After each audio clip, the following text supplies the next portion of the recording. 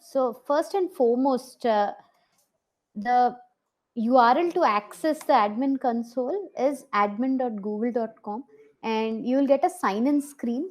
So you can sign in with your admin credentials. In my case, I am using my admin credentials here. So again, this is something that you would be creating at the time of your domain edition. And once you register for the G Suite account, you will create the first admin. So this is my username, and I'm signing in with my credentials. So once I sign up, you will be able to see the admin console. Now, this is the home page of the admin console where you have a dashboard. This is essentially the dashboard. Uh, you can see all the users here, the groups, organization units. It's all, as the name suggests, it gives you a brief about what all can you do in your admin center. So from the directory, under the users and the groups, this is where you can essentially create all the users in your organization. Now, you can add individual users, like one person at a time. For example, Bunny, and I assign an email ID, and I can choose which domain I want her to have. And I can also give a secondary email address, phone number. This, again, whether you want to do it or not.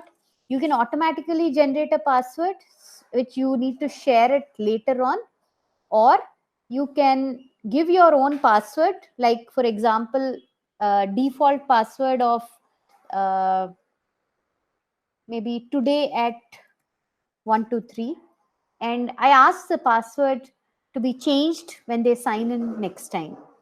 So I create this new user. So this way you can create any number of users in your user section. Now, this is really feasible when you upload one user at a time. But let's suppose you have a list of users who you need to upload. That is when you attach it as a CSV file. So you'd first download a blank CSV file, which gives you a template on how it should be. So I open up a blank CSV file. So it would give you all the details that you need to enter, which you can upload. So that's how you can bulk create users, and uh, that's how you can get started. Now, this is with respect to users. Now, earlier Cassius mentioned about the organization structure and the groups and OUs. So you need to create your organizational units, maybe ABC school, DEF school, like that. You can create different OUs, and you can also create users within the different OUs. So that is with respect to the directory. Now, if I take a small step back on where do I literally give my details about what is it that you plan to do and stuff. So in your company profile, you can actually create the logos, the branding of how you want your education site to be looked as. So I get into the company profile, and I can create what should my profile be, what is the name of the profile, what is the org name, the details about the organization, the time zone. Uh, Give me a minute, it's just taking a minute to load. The language, the time zone, how do you want the features to release? Is it a rapid release, or you want it slowly to be updated? All this information you would update on the organization page, that is the company profile page, where you update what is your organization all about. In this case, you will essentially give about the education uh, environment and or details about the org. Now, personalization. Again, this is an important place where you do the branding. What is the logo? So you update your logo, because why this is important is this will penetrate across the different services that you use. So having a custom logo is important so that you have your own branding for the end users. So you can upload files, upload a image so that you can have your branding. You can also give other information relating to your organization, which would involve account information, or how do you want the data storage, any queries or custom URLs that you have. Like I mentioned, the default URLs are all mail.google.com, drive.google.com, sites.google.com. So this is a place where you can actually see all those URLs.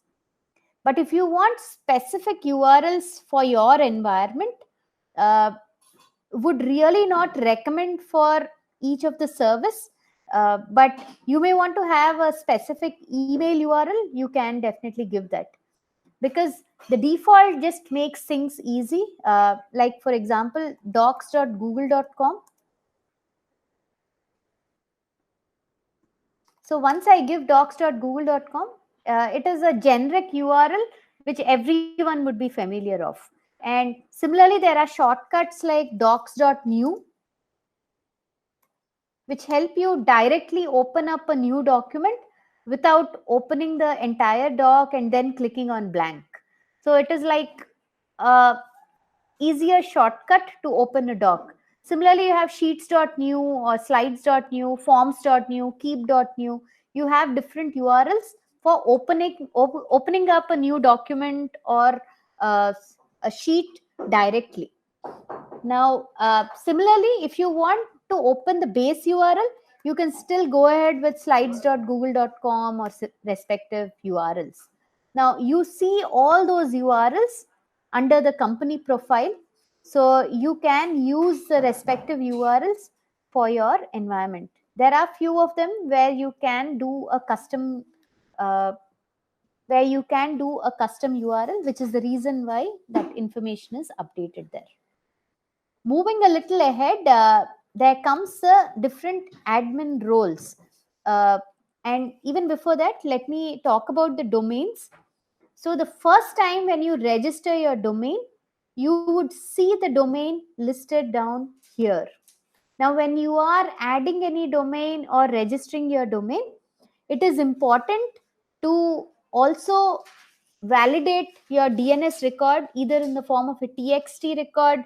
There are certain best practices about updating an SPF record, DKIM, DMARC record. This is more to ensure security for your domain in the way the emails are coming in or going out of your environment.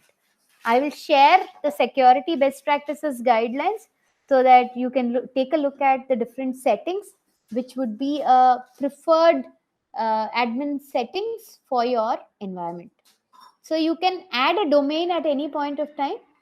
So let's suppose I want to add a new domain, sujatadusi.xyz. So I can continue and verify the domain ownership. In fact, I am using this domain in another account, which is the reason why I get this error. But otherwise, you can you can add any domain. Let's suppose I add sujatadusi.edu. It will take me to the domain verification step where I need to add or verify the domain from the domain registrar or a provider. Are we clear with this step on how you verify or add a domain? This would be important so that you add your actual domain into the environment. Yes, Sujata, very clear. Abhi? Okay. Thank you. Please go ahead. Yeah, perfect. So we spoke about the company profile and domains. Let's take a look at admin roles. Now, this would be important for the IT team as to who is administering what. Now, if it's a single person, if it's the same users administering everything, then there's still no issue. You can have everyone as a super admin. But let's suppose there's someone who is only managing email. If there's someone managing the drive, So you can create specific roles. Now, custom. So if I create this role, I can actually select what privileges this user should have. Maybe I want the user to manage users. I may want them to manage all the reports. I would want them to manage Gmail. I would want them, so I can select which services I want them to manage. So you can clearly identify what permissions would this user have and then assign the necessary permissions to the end user so that they can administer only that section instead of everyone having super admin privileges. Now, my recommendation would always be to have very minimal super admins, maybe 2 or 3, but everyone else should actually be specific admins for the different tools that you have, because there may be scenarios where the privileges may be misutilized. So that is with respect to the account, the company profile, the domains. Now let's move on to administer the different services in your G Suite environment. Now under G Suite, like we've covered earlier, there are different services that come up. Now all those services are listed under the apps, under the G Suite section, and you see all of those here. So you can have specific settings for each service by configuring them here. Now let's suppose I want to administer Gmail for the complete environment. So I get into Gmail, and that is where I can actually look at what are the different settings that I want to configure. Now you can configure the different hosts, you can set up the DKIM, you can manage quarantined emails from the manage quarantines, where you can release quarantine, you can create rules. All those settings can actually be done from the manage quarantines. Now there will be a lot of other settings which would be important from a security standpoint as to how you want the different uh, type of keywords that may actually come up into your environment or go out of your environment. Because once as an email platform, there are all chances that you get spam, or uh, they use objectionable content, they share objectionable content on email, and uh, multiple scenarios can be observed. So that is where we look at how we configure the spam settings, how we block certain senders. There may be certain domains that you want to block. So you can block such email addresses or domains from here. Uh, so let me just check. So there would be some word lists. So you may want to put some content filters. You can define some objectionable words, and you can restrict such words from either coming in, going out, or even within your domain. So you can edit the objectionable word list. You can add different words which you do not want users to use in the environment. So that is with respect to a word list. You can also have attachment types.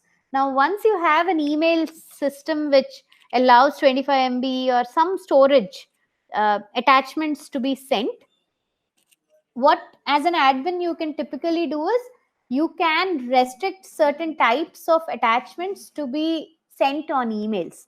For example, an exe file, or for example, an mp3 file. So you can choose which type of expressions or which type of content you do not want users to send over an email. So this way, you as an admin is having complete control on the type of attachments or content that is being shared. Now, moving a little further, there are some content compliance rules that you can apply, where you add some, again, a simple content match. Let's suppose you do not want users to share some PAN card numbers into the environment. So you can actually select different PAN card numbers or Aadhaar card numbers from being shared on emails. So these are again different DLP settings, different content compliance policies. This is a place where you administer your complete Gmail settings. Similar to Gmail, you would have control on the other services like the chat, the classrooms, or be it the calendar, or how the users use drives and docs. Now let's look at how Hangout chat can be administered. Now these are all services which every user gets. So you can enable chat history to be on and off. There's more like a conversation history when users are discussing on the chat. And each of these settings need not necessarily be done at the domain level, but you can also do settings at different OUs. Now let's suppose there is a group called admins for whom you want to turn on the history. You can do that. But there's another group which is a test OU or the students OU where you want the history to be off. So you can play around with the settings the way you want as to how you want different settings at different OU levels or at domain levels. So again, you may want users to chat with public Gmail accounts, or you may want users only to sign in or chat with their user IDs of the EDU sector. That is I do not want to chat with Cash's personal Gmail address. I only want to speak on the organizational address. So that is when you can control the external chat settings so that you want them, or you in fact disable the external chat for the end users. These are all controls that you have, not just on email. As I mentioned, you have controls at chat, at how your drive usage is, or how they use different services on G Suite. Any questions so far? Cassius, you may want to add something here. No, I think you're covering good. Just one thing. So all the services by default are turned on. So while we are talking about the core services in G Suite, the 11 core services, there are other additional services as well, which as a best practice normally we recommend that to go by it one by one, because there are about almost 40 plus services. Go through it one by one and see which is suitable for the environment that you're operating in, which is there. But Google has a lot of services, for example, Blogs, Picasa, which is a YouTube, but this may not be really appropriate, and so you may want to take a call to see if you want to turn them on and off, which is there. And any new feature that gets released on a monthly, weekly basis, again depending on how you have defined your schedule, whether it's immediate to be enabled, you can turn that to delay the schedule so you have enough time. So just keep that in mind when new services are released. Sujata, please continue. Yeah, touching upon the releases, the feature releases, my recommendation would be to register for updates on the G Suite site. There are blogs that are available where you can register or enroll for updates. So every time there's a new feature that is released, you actually get an email which with complete information of what that feature does, so that you can decide as to whether you want to configure it, not configure it, because many of the features when released, they would by default be turned off, or some of them may be turned on. So you can choose to whether turn on or turn off services based on your requirements. Now it's not just the admin level settings, but I as an end user, as an admin, can actually edit settings at a per user level. Now under the users, I selected one of the user, and I now want to have control on what is the setting that this user should be having. Now you can define, you can update the user information, probably which area, which class, which college, you can update such information, or you can choose which groups this user can be part of.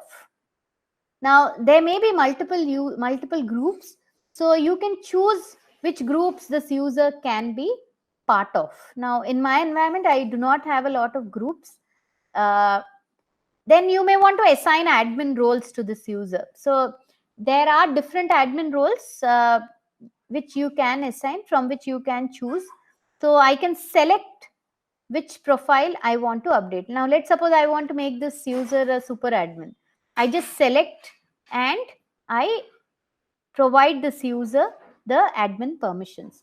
Now, do I want to provide admin permission, all admin roles?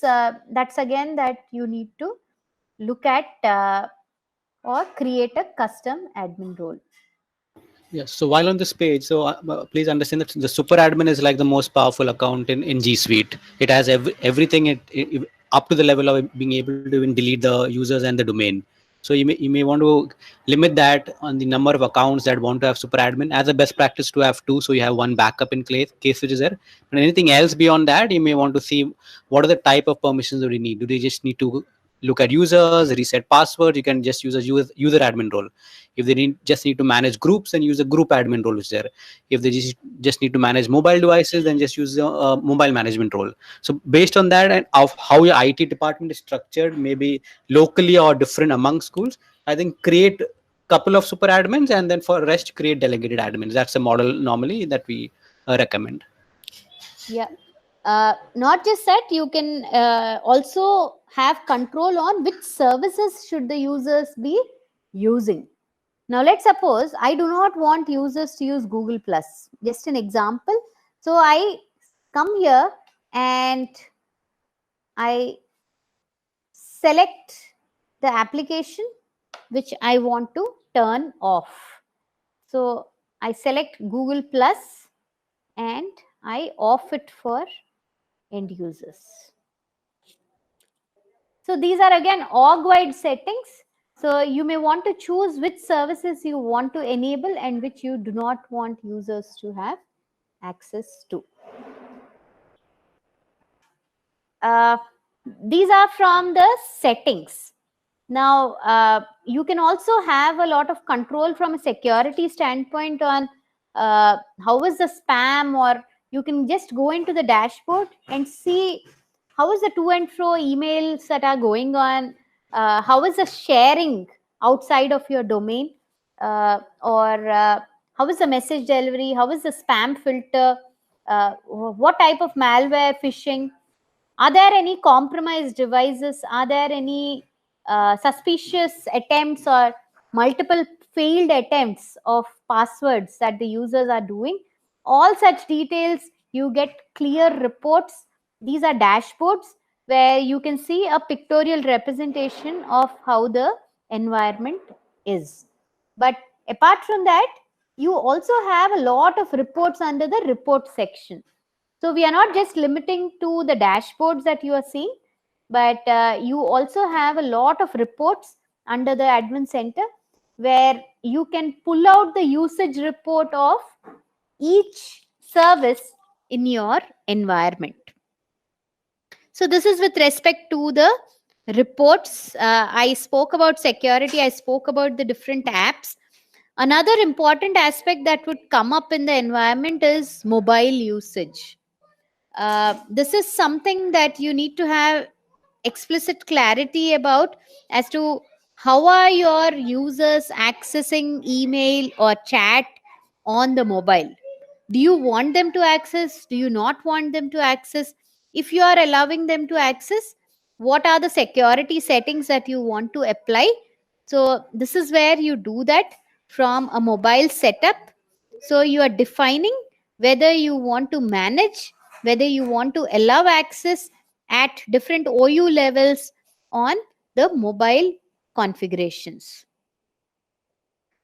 Again, a very important piece from a device management standpoint, because on a normal basis, users will be able to access their email or drive or classroom, anything from any browser wherever they are signed in from.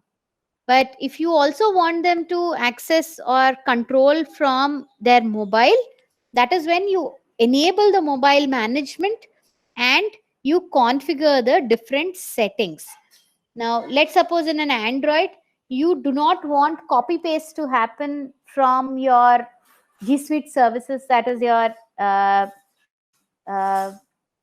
educational email to their personal email, maybe. So you can define all of that from your Android settings or your iOS settings. These are some things that you need to do a little later, probably after you do the minimal settings of the different services.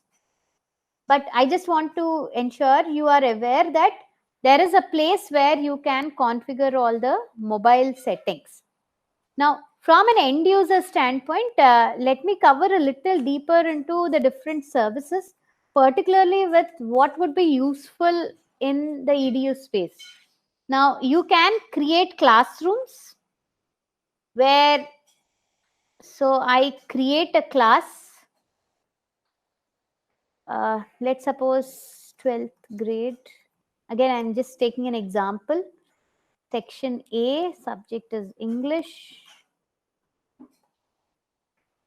And ABC. So I'm creating a room where all the users or students will come up. And once I create a room, this is where you can add, see, it's giving you all quick suggestions on how you want to stream or provide permissions. You can create or schedule announcements. You can respond to student posts from here. Now, you can select, you can create your own theme, or you can share something like, please complete your assignment. So this is where the LMS functions of Google Classroom come into picture. There was a partner, I think, who was familiar with Google Classroom.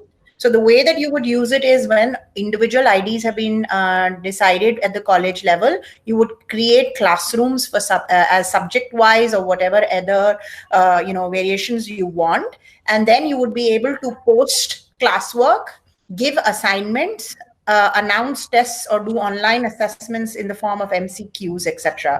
So this will become the one-stop platform for all your content, assessments, grading if necessary, to continue what we are discussing today as distance learning. Yeah. And there's also a place where you can have clear schedules defined, that there is an ABC class on a particular date, there is an XYZ class on a particular date. So you can define your calendar. You can have a drive folder where all your class materials or subject materials are all populated. Now, classrooms would play an important role in the entire storyline, and you can use a combination of different services which you see here. That is, you can have presentations using slides, you can collect data using sheets, or you can create forms for questions. Now, let's suppose I want to take an assessment of the end users. So I can create a blank form and I can populate different questions. So where, again, simple examples. So you can have multiple choice questions, which in the form of radio buttons. You may have multiple right answers for a particular question. You can use check boxes, or you can have drop downs. So there are multiple ways in which you can create questions. Like Google ourselves, we create assessments of like 30-40 questions just in a form. If you want to clear a G Suite certification or something, it's a simple questionnaire in the form of a form. So the point I want to emphasize is that you can do a lot many things using a form, which by multiple permutations and combinations have them answer some questions. Now, let's suppose you want them to write a long answer. You may want them to write a short answer. So you can choose the type of question and you can give a respective field for them to finish answers and complete the questionnaire. And the best part is when you get into, you as an admin or whoever, the teacher, let's suppose they are creating the assessment, they can see all the responses in a spreadsheet. So anyone who updates any kind of response, they will see all that information in the form of a sheet, so that it becomes extremely easy to correct or evaluate the answers that the students have provided. Yeah, So so, and sorry, Sujata, and just to add, so one way I think Sujata did talk about is that you can either you define the questions manually live in the form, or the other way is you may already have your already defined set of questionnaires which you have been using for so many years. Instead of defining it manually within the form interface, there's an option called as file upload. So just it can read your current files, which is either your spreadsheets or docs, which is there, and automatically populate the questionnaires right in there. So that saves you time. So your already work that you have done, it makes it easier for you to just use the form interface and don't have to manually create the questionnaires over here.